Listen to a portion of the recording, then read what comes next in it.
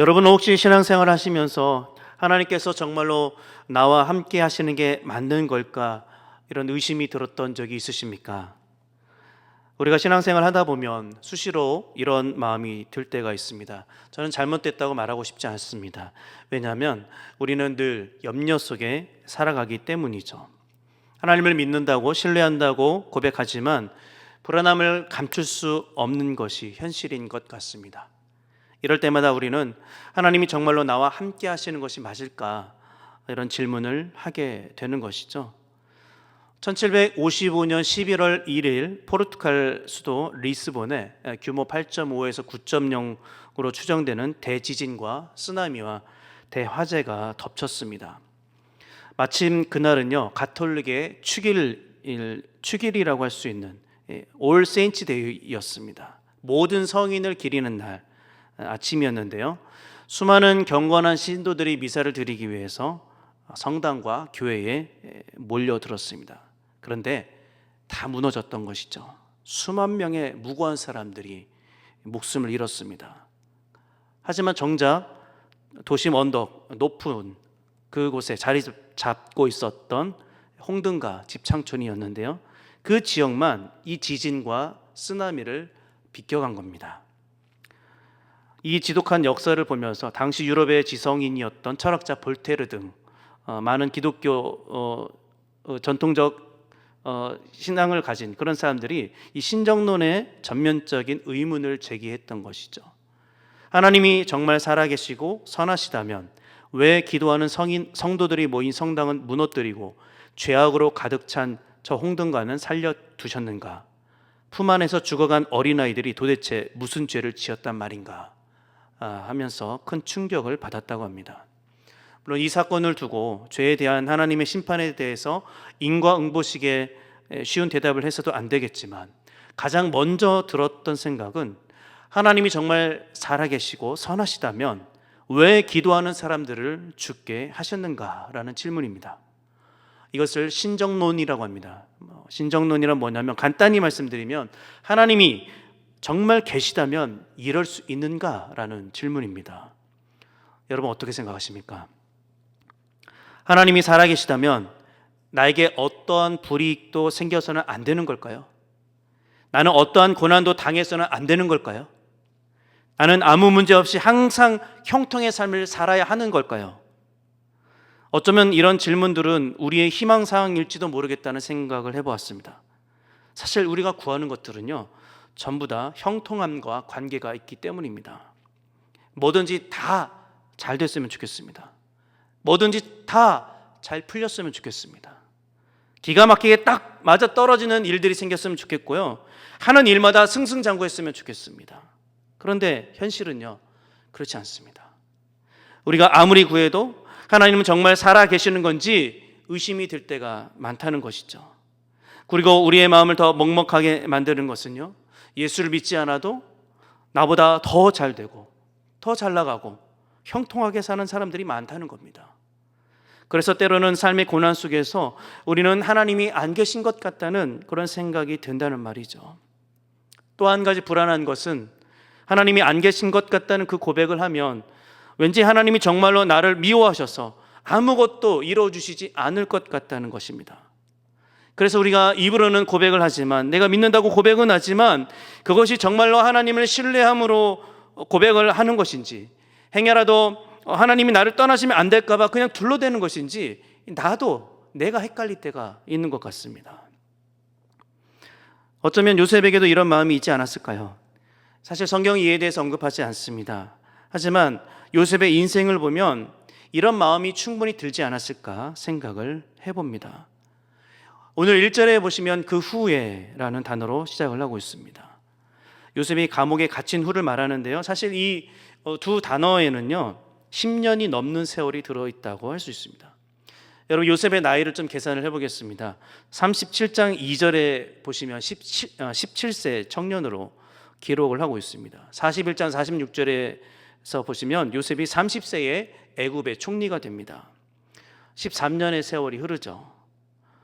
계산해 보면 요셉은요, 노예로 팔려온 때부터 감옥에서 지낸 시간까지 전부 다 합치면 13년이라는 세월을 그렇게 보내게 됩니다. 굉장히 비참한 인생이라고 할 수 있겠죠. 13년이라는 시간을 그렇게 살았습니다. 우리가 이 책으로 보기 때문에 어느 정도인지 체감하기가 좀 어려운 것 같은데요. 제가 군 생활을 해상병을 제대를 했습니다. 해군입니다. 28개월을 복무를 했습니다. 그 당시만 해도, 지금도 그런 것 같은데 그 당시에만 해도 육군보다 2개월 더 길었습니다. 지금이야 뭐 군 생활이 좀 짧지만 제가 군 생활을 했던 그 당시 99년도였는데요. 28개월이 마치 28년처럼 느껴졌습니다. 왜냐하면 훈련소를 마치고 저 남해 어느 그 작은 섬에, 거기에 섬에서 제대할 때까지 있었기 때문이죠. 더욱이 제대를 앞두고 상급부대로 신고를 하러 가야 되는데 이 파고가 높아서 배가 안 뜨는 겁니다. 제대도 못할 뻔했습니다. 그런데 정말 기적처럼 며칠 배가 떠서 또 이렇게 제대를 할 수 있었습니다. 비록 군 생활이 많은 제약을 받습니다. 어떤 제한을 두고 있죠. 그렇지만 정해진 기간이 되면 제대를 합니다. 그런데 요셉은요, 이 노예 생활이 언제 끝날지, 감옥에서 언제 풀려날지 기약이 없었습니다. 10년이 지나가고 있습니다. 10년이라는 세월이 지나면서 이 생활이 과연 언제쯤 끝날까? 언제쯤 나는 감옥에서 풀려날 수 있을까? 예상할 수 있었을까요? 한 치 앞도 알 수 없는 상황에서 요셉은 과연 어떻게 해야 됐을까요? 물론 앞서 본문에서 하나님이 함께 하셨다는 그런 언급이 있었지만 지금 당장 보면 요셉은 노예로 살고 있습니다.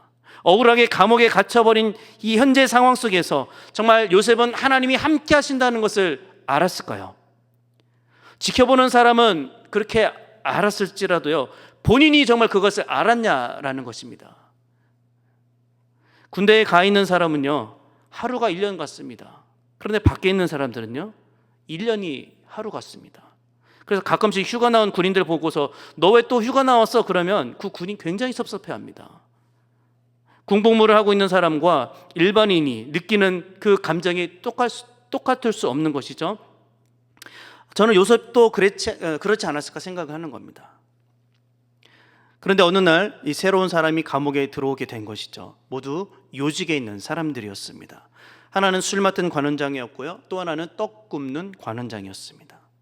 두 사람 모두 왕의 가장 절친한 사람이었고요, 총애를 받는 사람이었습니다.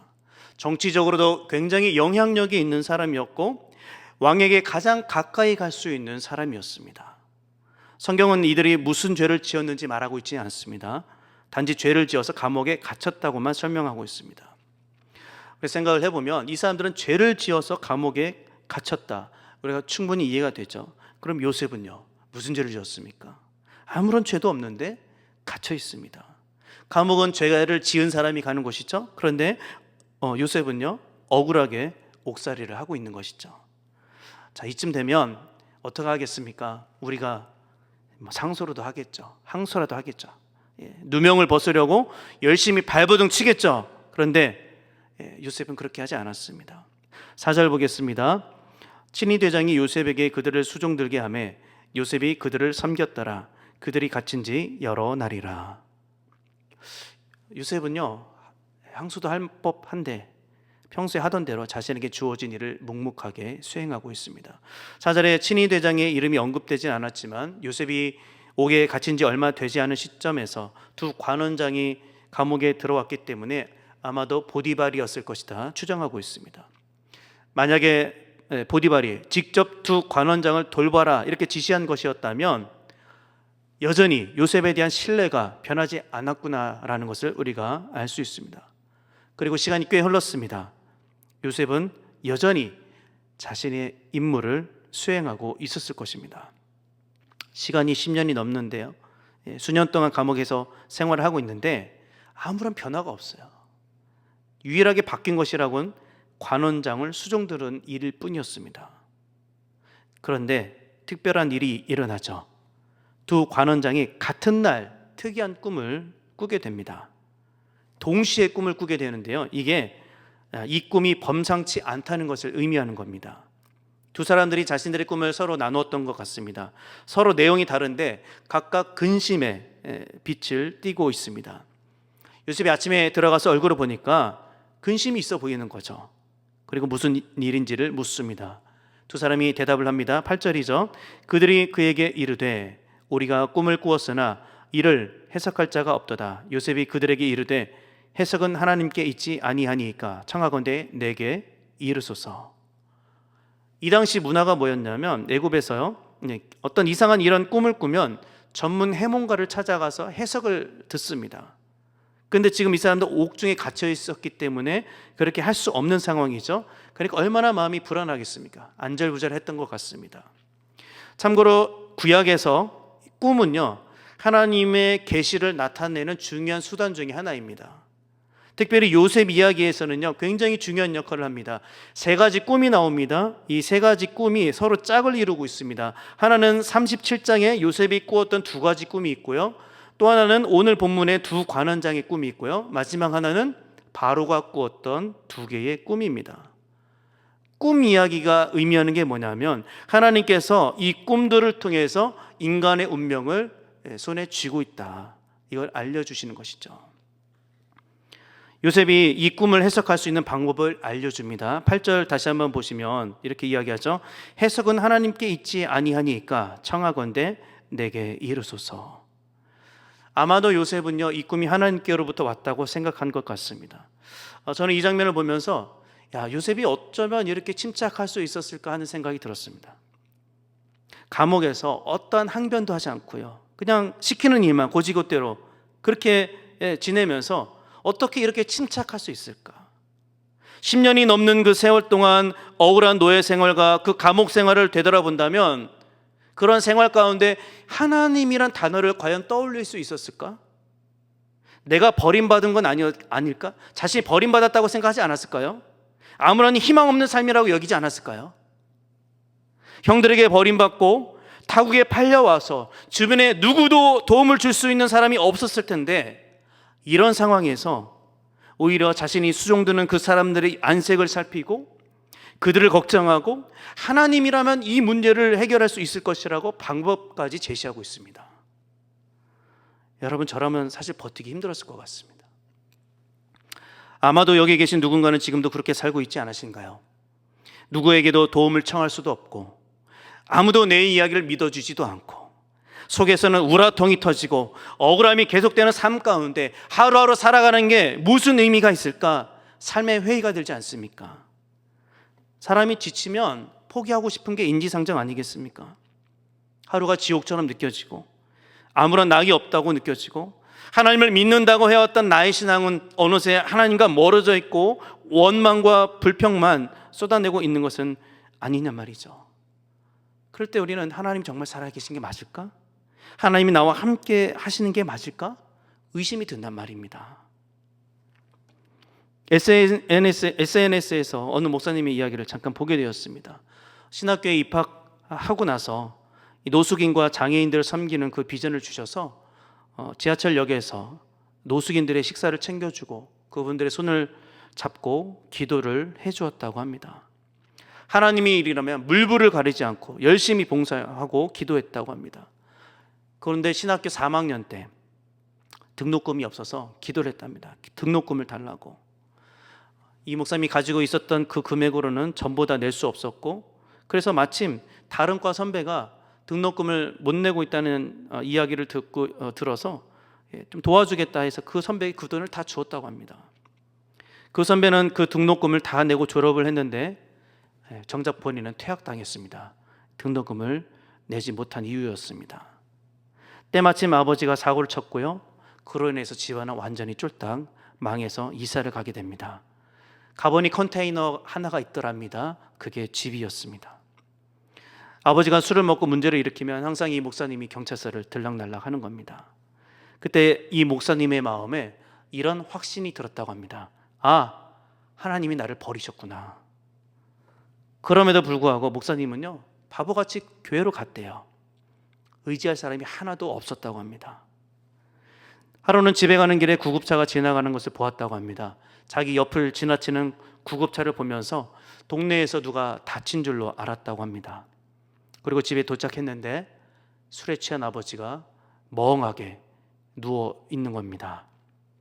그리고 바로 이어서 병원에서 연락이 왔는데 어머니가 응급실에 있다는 것이었습니다. 아버지가 어머니를 때려서 갈비뼈가 부러지고 중상을 입어서 아까 그 내 옆을 지나갔던 구급차에 실려갔던 것이었죠. 그날 밤 목사님은 다시 또 교회로 갔다고 합니다. 가는데 갑자기 폭우가 쏟아지더래요. 그 비를 온몸으로 다 맞으면서 그동안 참아왔던 그 울분을 토해내면서 하늘을 향해서 고래고래 고함을 질렀답니다. 어떻게 나한테 이러실 수 있어요? 내가 그렇게 충성했는데, 헌신했는데 어떻게 나한테 이래요? 왜 나한테만 이렇게 모지게 구시는 거예요? 흠뻑 젖은 그 몸으로 지하 예배당에 주저앉았답니다. 그런데 그 순간 예수님이 꼭 안아주시더랍니다. 꼭 끌어 안아주셨습니다. 그리고 예수님이 함께 울어주시더랍니다. 그리고 목사님이 이렇게 고백을 합니다. 내가 울고 있을 때 예수님은 나와 함께 울어주신다. 그러니 마음껏 울어도 된다. 펑펑 울어도 된다. 예수님이 다 받아주신다. 덕분에 내가 살았다. 주님의 눈물이 나를 살렸다. 그날 목사님은요, 눈에 보이지는 않지만 같이 울어주는 예수님의 마음을 느꼈다고 고백합니다. 여러분, 요셉은요, 여러 가지 악조건 속에서 하나님을 잊지 않았습니다. 오늘 본문을 다시 돌아본다면 두 관원장이 붙잡혀 들어간 것이 과연 우연의 일치일까요? 그리고 이 두 관원장이 수종을 들게 된 것이 우연이었을까요? 아닙니다.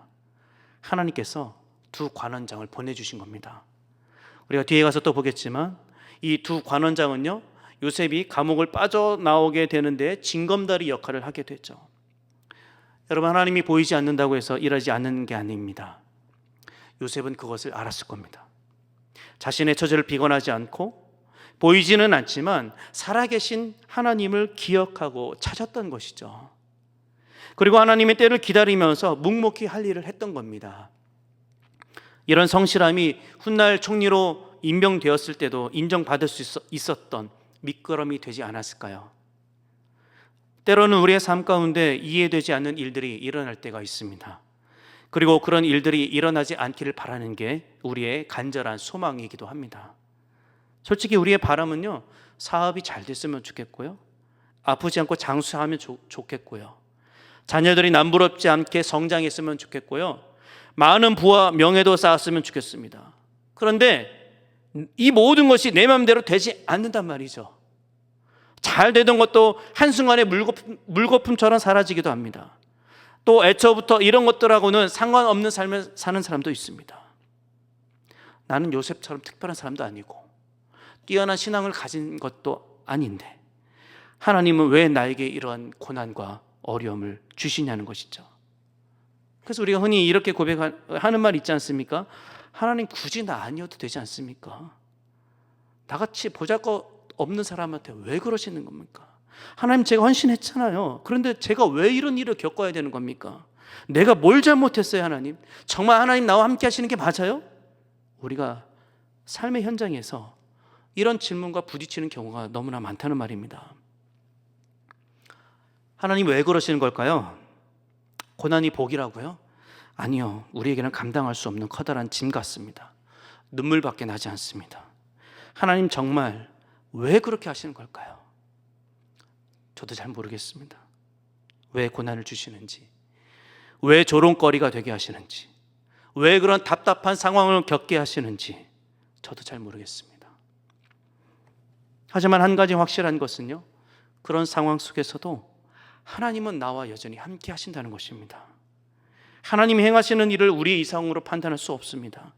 우리의 삶의 여정을 우리가 다 알 수 있으면 좋겠지만 우리는 인생의 한 치 앞도 모르는 게 우리입니다.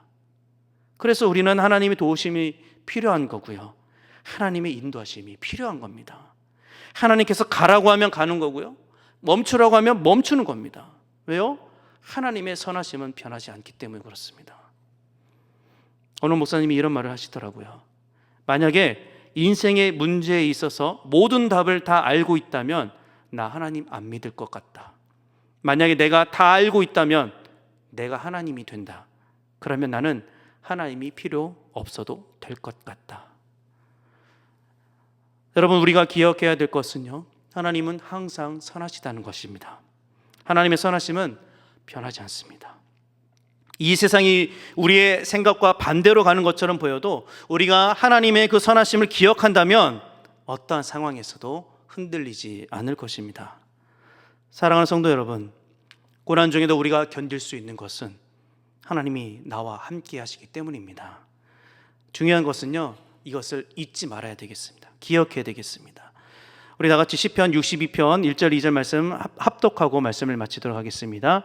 다 같이 한번 읽겠습니다. 시작. 나의 영혼이 잠잠히 하나님만 바라며 나의 구원이 그에게서 나오는도다. 오직 그만이 나의 반석이시요 나의 구원이시요 나의 요새이시니 내가 크게 흔들리지 아니하리로다. 오직 하나님만 바라는 인생 되시기를 축복합니다. 오직 하나님만이 영원한 피난처 되시기를 예수님의 이름으로 축복합니다.